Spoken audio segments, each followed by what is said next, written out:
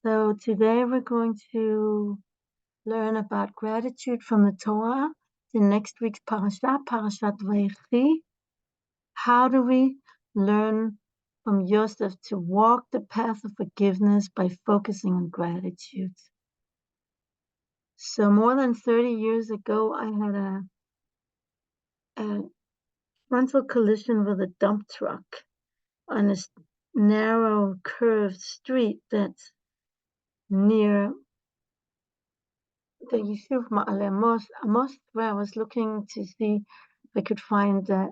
I was checking out the yeshiva for my older son, so it's a long time ago. And I'm very grateful that although the car was totaled, my life was saved and I got away with only a broken knee. Now, the reason for why we had this accident was because I was afraid to tumble down the mountain slope, so I wasn't all the way on the edge, and the streets were pretty narrow, so it's hard. So the big fat Arab dump truck that came, from the other side that I didn't see in a sharp turn, and then Baruch Hashem, even though it really, really hurt, I am forever grateful for my life, and it made me feel that Hashem wants me here in this world, and also that He has a mission for me. So only 3 years later, that's when I started Midreshet Beirut Barayin. Perhaps there is a connection there. So I never went back to that place of the accident to recite the bracha. There's a special blessing that the Halacha says that you're supposed to recite when a miracle was done for you, when you pass by that same place. And the blessing is Baruch Atah Hashem Elokeinu Melech HaOlam She'asa li nes b'makom hazeh. Blessed are you, Hashem, our God, King of the universe, who performed a miracle for me in this place. So this is written in the Shulchan Aruch that you're supposed to say that bracha when seeing or passing by that same place.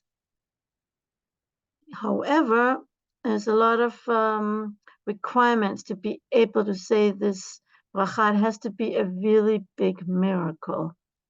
So it has to be a miracle that cannot really be explained away as being coincidence. For example, lesser miracles such as falling onto train tracks, this is called lesser miracle, and escaping several seconds before an oncoming train passes, that you don't say the bracha with Hashem's name,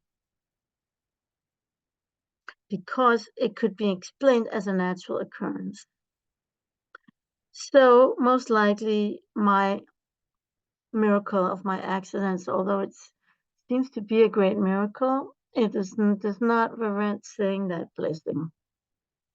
Could say it without saying God's name, but it never happened that I passed by exactly that place. So now, I would like to go there again, maybe this time with my husband in the driver's seat, just to recite the blessing without Hashem's name. So maybe it's not too late. Robinson Rahman, I just came on. What did you start with? Expressing gratitude to replace revenge seeking. So the Midrash tells us that after Yaakov was buried, Yosef did not hurry back to Egypt from Hebron, as they were returning from the burial of the father in the Machpelah. The brothers saw that Yosef was going to Dotan, which is the site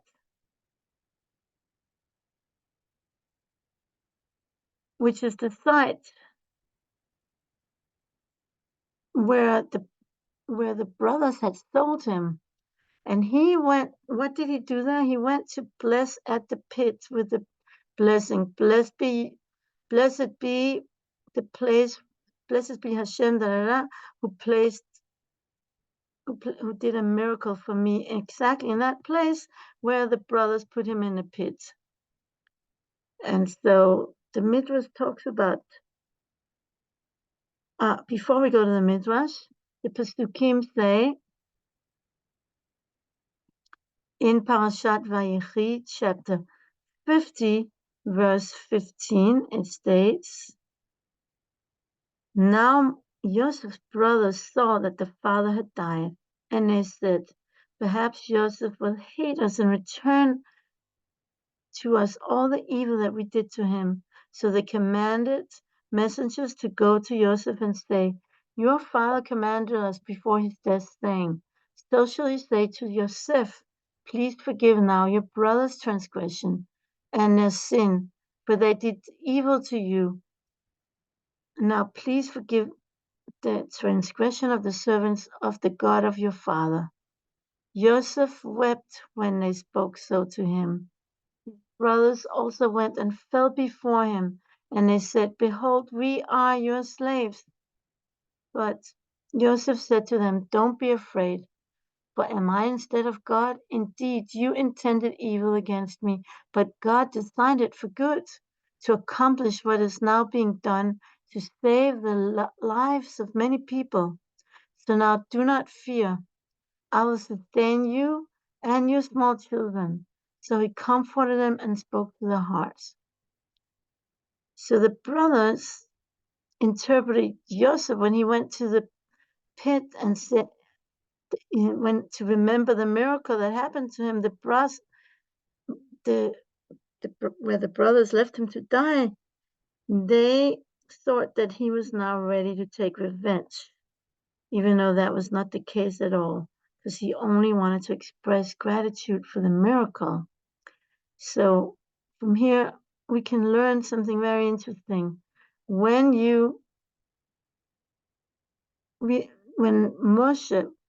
when Yosef went to visit the place of the pit, the brothers thought that it would reignite his past trauma. And they thought that even if the passage of time had healed the wound, these wounds were now opened anew by the memories that flooded Yosef's mind as he stood next to that pit. So that's why they were so afraid that now he would seek revenge. But Joseph's recollection of being thrown into the pit did not rekindle his trauma. It rather reinforced his profound sense of gratitude. He returned to the pit to express gratitude to God for saving him and lifting him up from the pit to the position of Egyptian vizier. So memories of negative experience can have two opposite emotional effects. On one hand, they can ignite the trauma and rage that the person felt at the time of the event, but alternative, revisiting such experiences can enhance our appreciation for how far we have come. Rather than holding on to the past suffering, we have an opportunity to focus on the good fortune we enjoy now. The Midrash calls upon us to turn painful memories of the past into sources of joy and gratitude, rather than sources of frustration and rage. Rather than focusing on the angst and anger caused by negative events, we must recall how God helped us and how, with His help, we recovered and we progressed. So, reflecting on the past events from this perspective, even if it's upsetting memories that we're reflecting upon, it can bring us happiness and satisfaction. And it will remind us of how much we have to be grateful for. And that's based on Rabbi David Silverberg, Torah Tzion, Parashat Vayechi. So Yosef's story ends with a message from Yosef that echoed throughout his life. Instead of focusing on accusing others, we must focus on gratitude to God. A life of gratitude rather than accusations leads to forgiveness and making peace with others and will ultimately repair any relationship. Rabbi Shmuel Rabinovich, the rabbi of the Western Wall and Holy Sites. So I believe that's really important when things come up between people that we're close with, when things come up between us. It's really beautiful opportunities to learn from one another and to not only to rectify the other person, but to become rectified. So I really despise small talk, but I always yearn to go deeply into the underpinnings of interpersonal challenges. So it's for me very painful when a beloved person refuses to join me in this endeavor. And even if true reconciliation barely can take place without airing the pain to clear it, you still must learn from Yosef to let go of the pain by focusing on the good. So therefore I chose to accept this beloved person with her strengths and weaknesses and focus on being grateful for her gifts. Sometimes we get hurt by people who have benefited us so much and tend to focus more on forgiving the harm than showing gratitude for the benefits.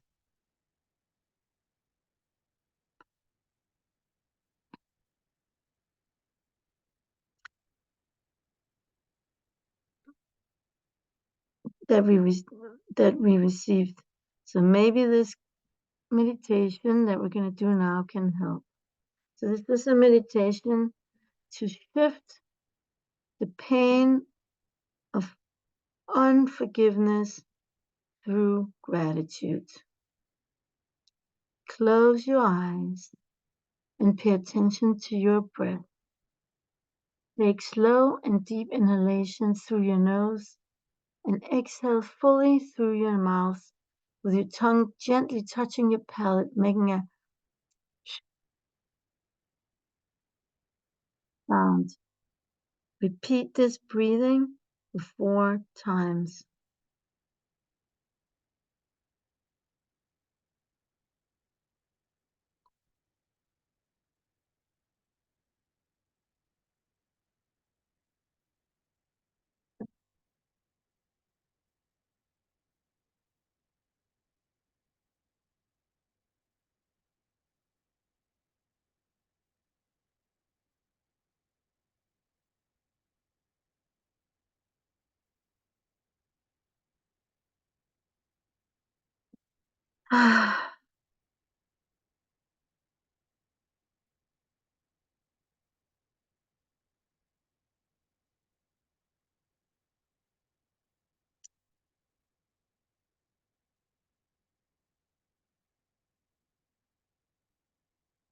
Allow yourself to bring up the pain inflicted by your loved one to your consciousness.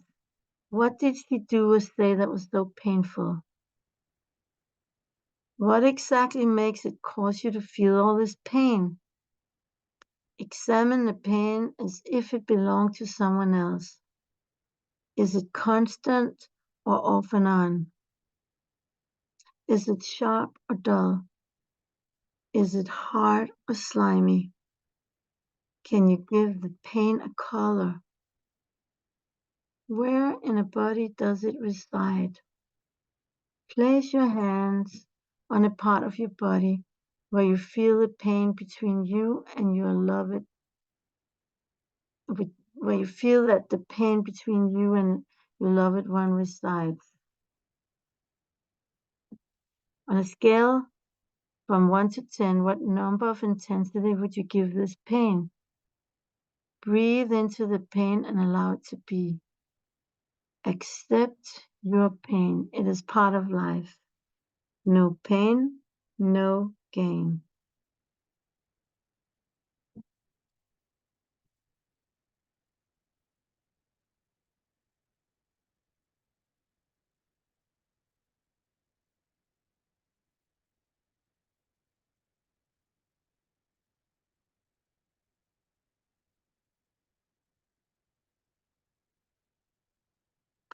You may have carried this pain for a long time. Ask yourself if you still need this pain. Ask your body if it's safe for you to let go of this pain. If you get a no answer, ask your body why and see if you can assuage your body to allow you to let go of the pain. Now allow yourself to give your pain over to Hashem. Use your hands to scoop your pain out of your body and upwards while imagining that you're giving your pain over to Hashem. Letting go, letting God. Keep breathing into your pain and gradually become aware of how it's slowly releasing. Now check again if the intensity of your pain has lessened. On a scale from 1 to 10, if it has, mentally thank Hashem for this release.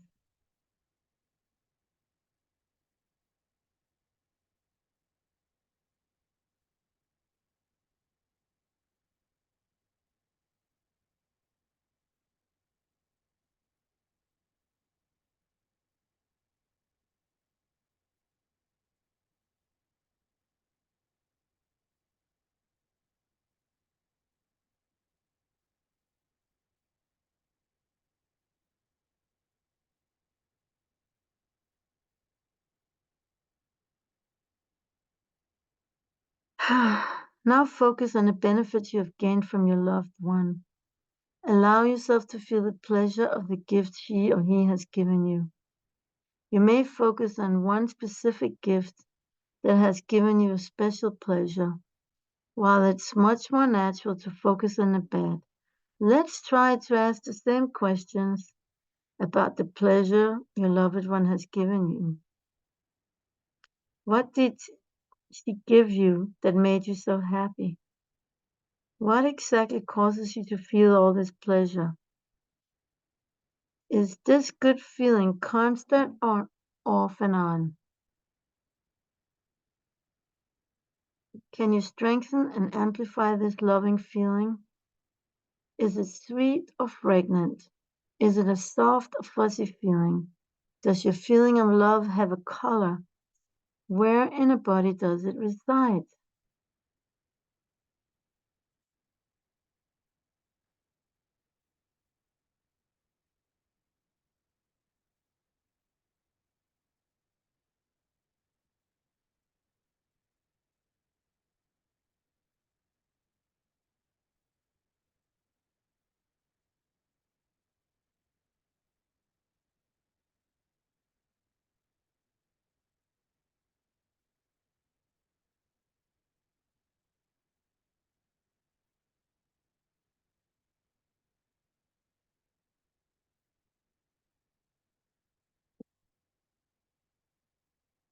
Place your hands on the place of your body where your joy especially resides and see if you can breathe this joy into other parts of your body.